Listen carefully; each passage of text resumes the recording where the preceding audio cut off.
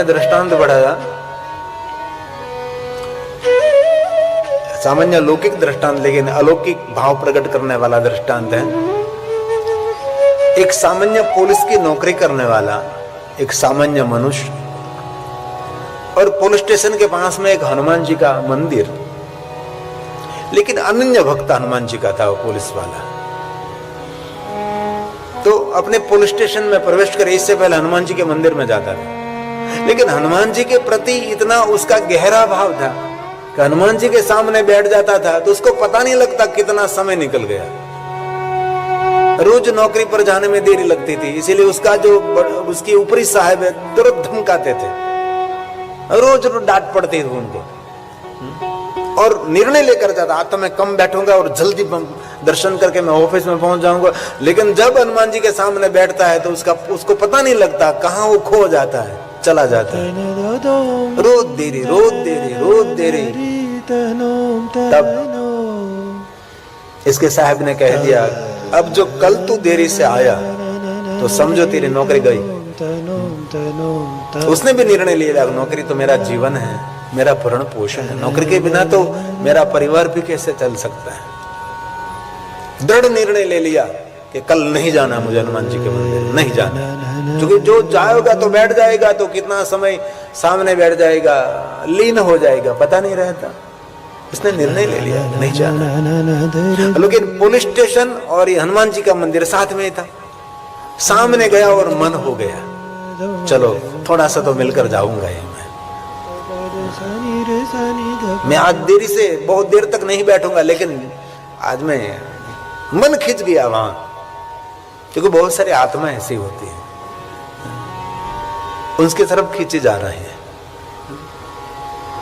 और गया मंदिर में, दृढ़ निर्णय लिया था कि नहीं बैठना मुझे, और हनुमान जी के सामने बैठा और आंख बंद कर दी, आंख खुली नहीं।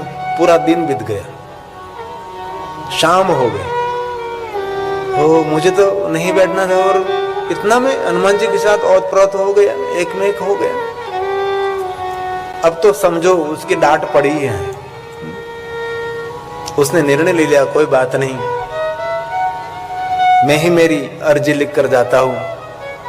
उसने स्वयं ने लिख लिया कि आज मैं मेरी नौकरी से इस्तीफा देता हूं, मैं आज से ये नौकरी में से छुट्टी लेना चाहता हूं, मुझे नहीं करनी है नौकरी। और कागज तैयार करके ये सब कुछ अर्जी लिखकर साहब को दिया, लो साहब मुझे नौकरी नहीं करनी है आज, क्योंकि पूरा दिन में आज नहीं आ सका, इसलिए आज मुझे इस्तीफा दीजिए, मुझे नहीं नौकरी करनी। तो उसके बड़े साहब ने कहा कैसी बात कर रहे हैं, अब समय पर उस ऑफिस में आ तो गए, देखो चौपड़े में आपकी साइन भी है, अब समय पर ऑफिस में उपस्थित थे, और आज आपने इतना बड़ा काम किया है, जिन चोर को पकड़ने के लिए 5 साल से लगातार हम परिश्रम कर रहे थे, ये चोर मिलता नहीं था, फिर आज आपने चोर को पकड़कर और चोरी की हाँ भी आपने बुला दी, और आपने स्वयं ने इस चोर को कैद में बंद भी कर दिया है, और चाबी भी यहां आपने रखी, और आप कहते हैं कि सुबह से मैं नौकरी पर नहीं आया।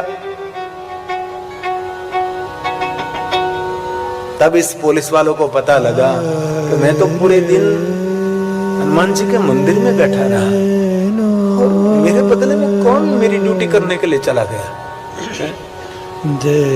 और इसी समय इस पुलिस वाले ने कह दिया कब मुझे नौकरी नहीं करनी है, मेरे बदले में हनुमान जी महाराज को मेरी नौकरी करनी पड़ती है। ये भाव है, एक आत्म भाव है परमात्मा के प्रति,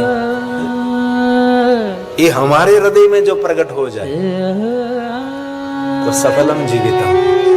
लेकिन ये सबको ऐसा अवसर कभी नहीं मिलता। हम तो बहुत प्रैक्टिकल लोग हैं, हमारी भक्ति भी बहुत प्रैक्टिकल है। और मैं बहुत बार मैंने कथा में कहा और बार बार कहता रहता हूँ, शिव की दुनिया एक भाव से भरी हुई दुनिया, भाव भाव कर्म शिवम। ये सामग्री और समित और सुविधा से भरी हुई शिव की दुनिया नहीं है। शिव के प्रति आपका कितना लगाव है, उनके प्रति कितना आप इनके प्रति कितना ओतप्रोत हो गए, एक मेघ हो गए। जैसे एक छोटा सा बिंदु समुद्र में गिरता है तो बिंदु नहीं रहता, वो स्वयं बिंदु सिंधु बनता है। वैसे आप भी उनके साथ मिल सकते हैं।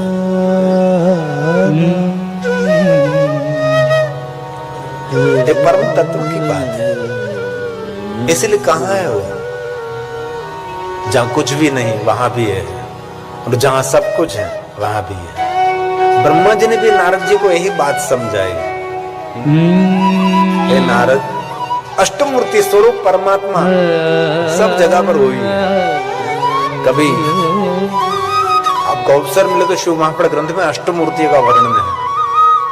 ये सभी शिव है, जल भी शिव है, स्थल भी शिव है, गगन भी शिव, अगन भी शिव, सूर्य भी शिव, शिव ही शिव। इसलिए अष्टमूर्ति का वर्णन स्वयं ब्रह्मा जी ने किया है। नारद के जिनका रूप, जिनका स्वरूप, जिनका स्वीकार सबसे अलग है ना।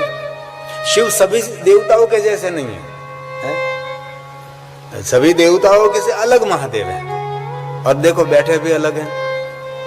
यहाँ पे मंदिर परिसर में भी शिव जी अलग बैठे हैं, क्योंकि उसका रूप, उसका रहन सहन सबसे जुदा है ना। उसका स्वरूप तो सबसे अलग है, लेकिन स्वीकार भी सबसे अलग है। मोक्षम खटवांगम परशुरजनम भस्म फणिना कपालम चैत्यवर्गम तंत्रोपकरण।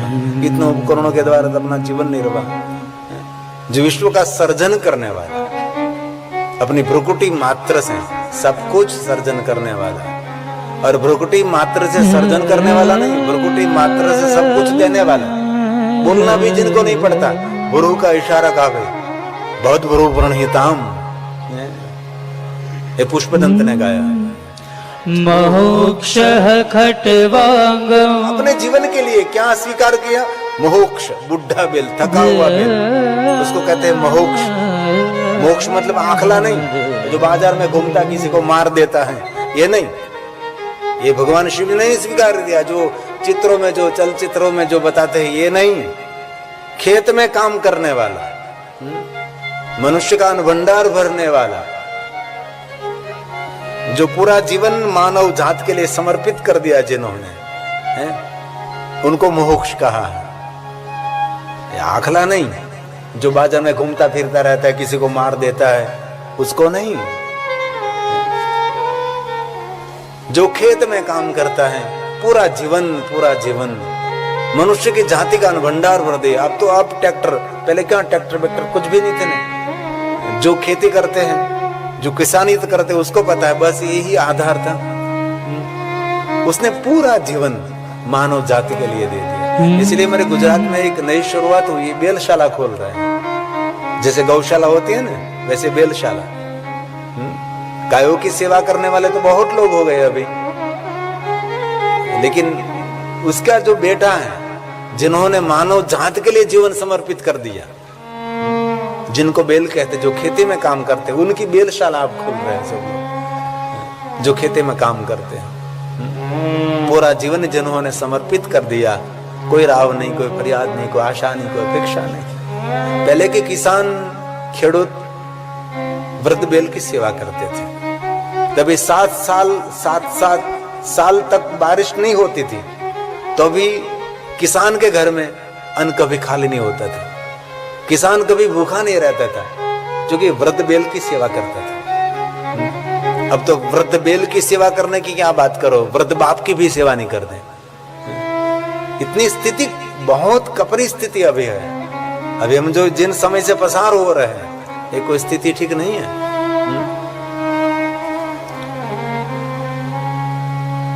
तो भगवान शिव ने देख लिया कि मैंने देखा, तेरा पूरा जीवन देखा मैंने, तो गाय का संतान। और शिवालय में जाकर नंदी महाराज को हम प्रणाम करते हैं। नंदी महाराज को प्रणाम करने का उनको अधिकार है जो गाय माता की सेवा करते हैं।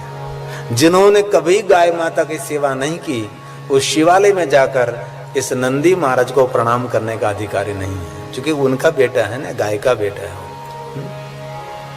और एक बीच में दूसरी बात भी मैं कहना चाहता हूँ, भगवान शिव जी को गाय माता का दूध चढ़ा सकते हैं, और कोई दूध शिव जी को आप चढ़ा नहीं सकते हैं ना। पॉलिथीन थैली का दूध कभी चढ़ा सकते हैं? कभी नहीं ना। गाय माता का दूध, और इनमें भी बहुत सारा विधान है। मेरे जैसे ने आपको कह दिया कि आपकी कामना मनोकामना पूर्ण हो जाए, गाय माता का दूध महादेव को चढ़ाओ, तो इसमें भी बहुत सारी व्याख्या है। जब तक गाय माता का बच्चा दूध पी रहा है वहां तक ये गाय का दूध महादेव को नहीं चढ़ा सकते हैं, जो कि ये बछड़े के लिए है, शिव जी को चढ़ाने के लिए नहीं है। और सुबह में सूर्य उदय हुआ इससे पहले गाय माता दुई हो, ये दूध का पूरा विज्ञान है। और शाम के समय सूर्य अस्त हुआ इससे पहले गाय माता दुई हो। ऐसा बहुत सारा नियम। और जो शिव जी को दूध चढ़ाते हैं, दूध का एक भी बिंदु धरती पर नहीं गिरना चाहिए। शिव जी को शुद्ध जल से स्नान कराने के बाद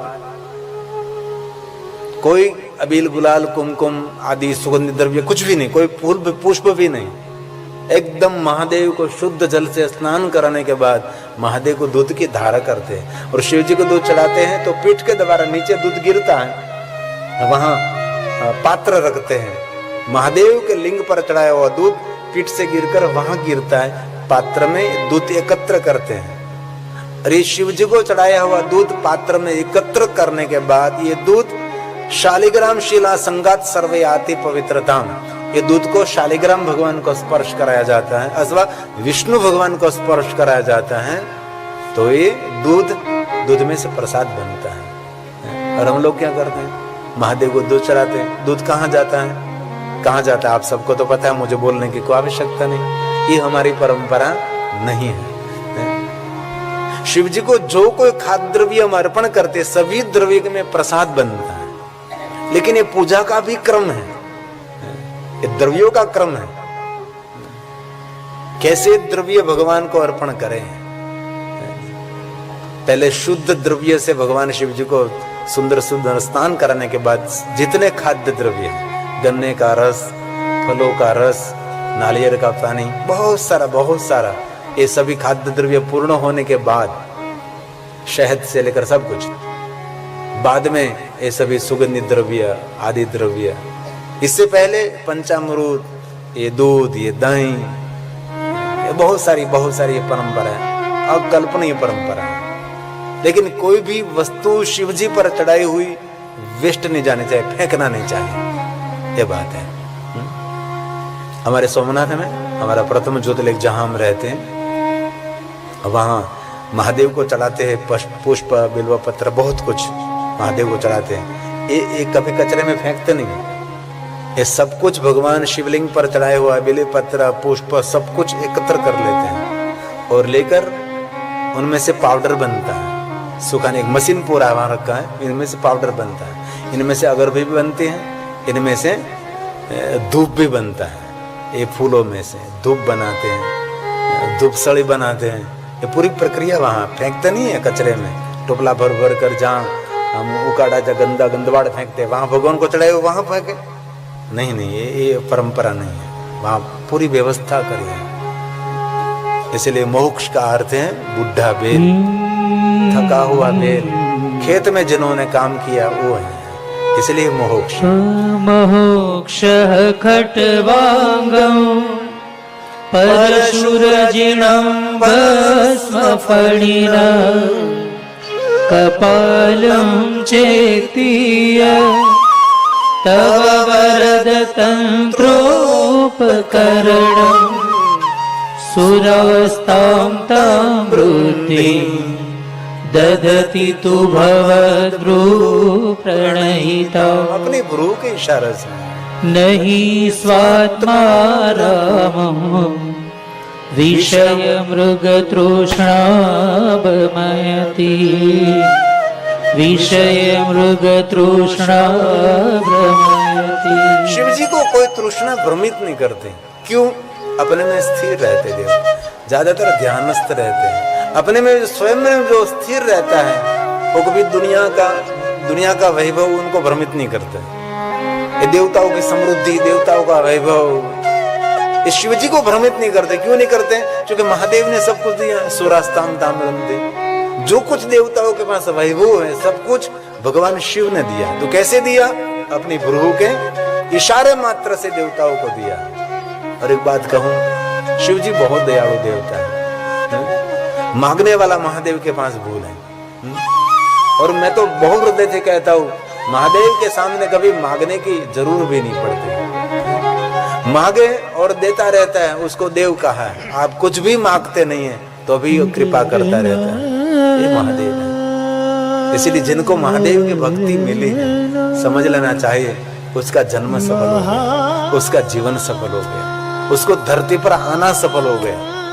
जिनके हृदय में महादेव की भक्ति प्रज्वलित हो गई, समझो उसके जीवन में प्रकाश ही प्रकाश, प्रकाश ही प्रकाश।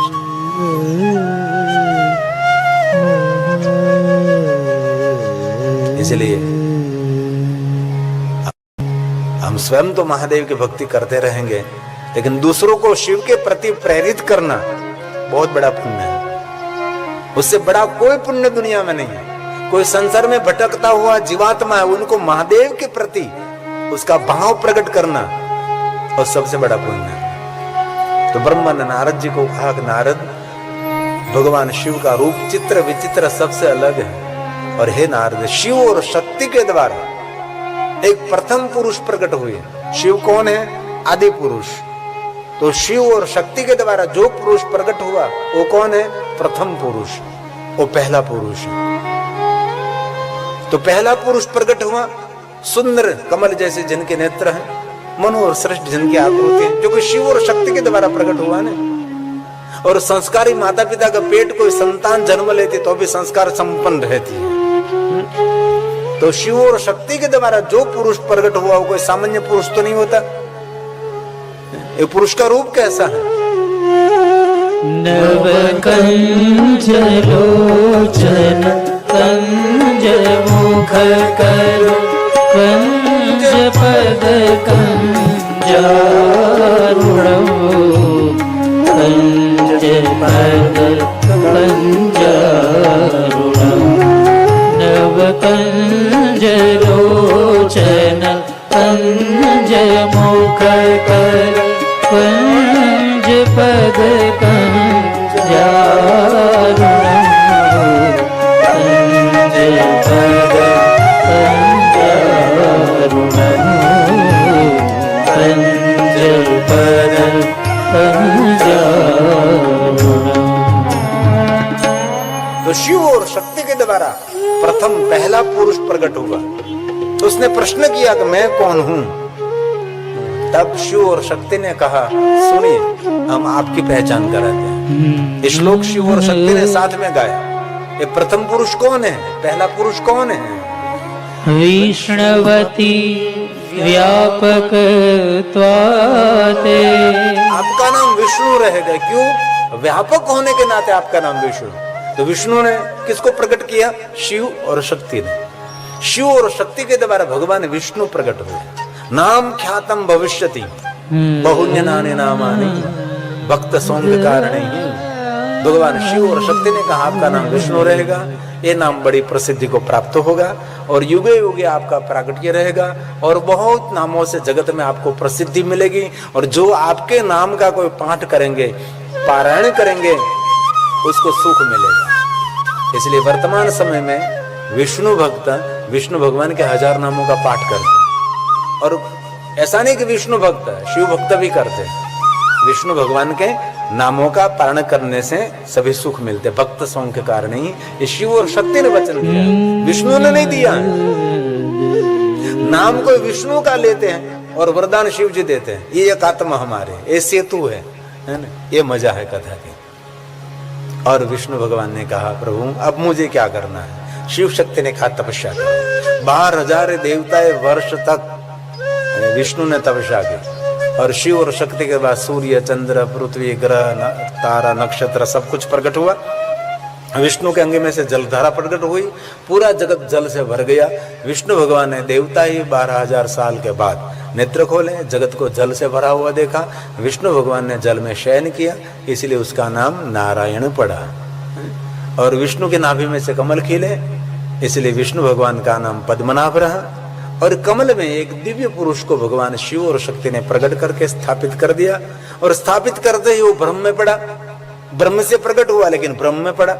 कमल ऊपर भ्रमण करने लगा, मैं कौन हूं, मैं कौन हूं। कमल के नीचे गया और कल्प भेद से अलग अलग भाव प्रकट किया है। लेकिन बाद में एक आकाशवाणी हुई, तप करो तप करो। और दूसरी कथा, एक जल का बिंदु पंखड़ी पर टपक रहा था, तो जल का बिंदु टपक रहा था तो टप टप आवाज आ रही थी।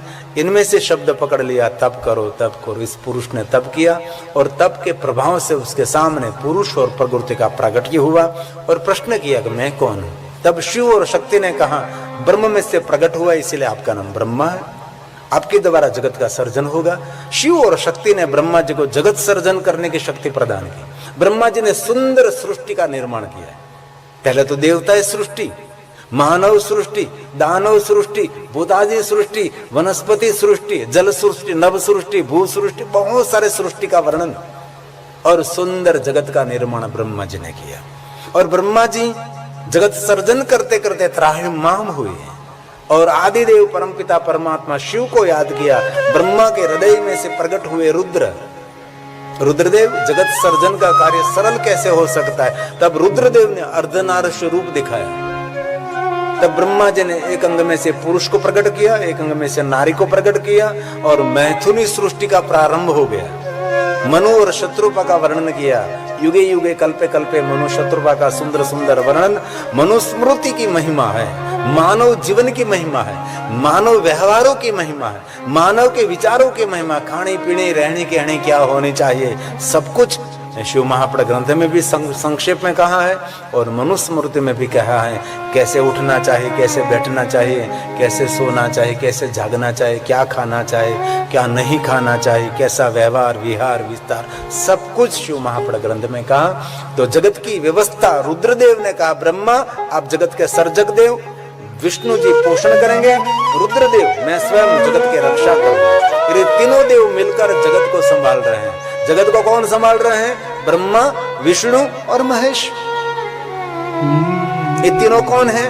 ये शिव के ही स्वरूप है। शिव की एक चेतना ब्रह्मा है, शिव की एक चेतना विष्णु है, शिव की एक चेतना रुद्र है। रुद्र कौन है? आकार है। रुद्र कौन है? अवतार है। शिव कौन है? निरंजन निराकार जो निरंतर है, एक ज्योति है, एक प्रकाश, एक बिंदु है, वो शिव है। शिव में से ब्रह्मा विष्णु महेश। ब्रह्मा रजोगुण अधिष्ठाता है, विष्णु सतोगुण अधिष्ठाता है, रुद्रदेव तमोगुण अधिष्ठाता है, इसीलिए जगत की रक्षा करते हैं। रुद्र का कार्य है जगत की रक्षा करना। ब्रह्मा का काम है सर्जन, विष्णु का काम है पोषण और तिरोभाव अनुग्रह कर्म के अनुसार फल, गति परम गति, सदगति, मुक्ति, परामुक्ति, अंतिम मुक्ति, नित्य मुक्ति भगवान शिव देते हैं। हम सब कहां से आए? शिव से आए। हम भी एक शिव की ज्योति हैं, हम सभी उनका ही एक रूप है, उनका ही स्वरूप है। लेकिन माया से हम सब ये सब भूल गए, याद नहीं रहा, इसलिए हम सब संसार में भटक रहे, भ्रमित हैं। जिनको उसका ज्ञान हो गया, शिव ज्ञान हो गया। शिव ज्ञान कैसे होगा? हमने कथा के प्रारंभ में कहा, शिव भजन से शिव ज्ञान होगा और शिव ज्ञान मुक्ति का कारण होगा। इसलिए कथा का सार क्या रहेगा? शिव जी का भजन करो। हलता चलता बैसता उठता खाता पीता उगता जागता, घर में वन में शमशान में, पवित्र अवस्था में अपवित्र अवस्था में, एक पल भी एक क्षण भी भगवान शिव को छोड़ना नहीं है तो जीवन सफल। कैसे?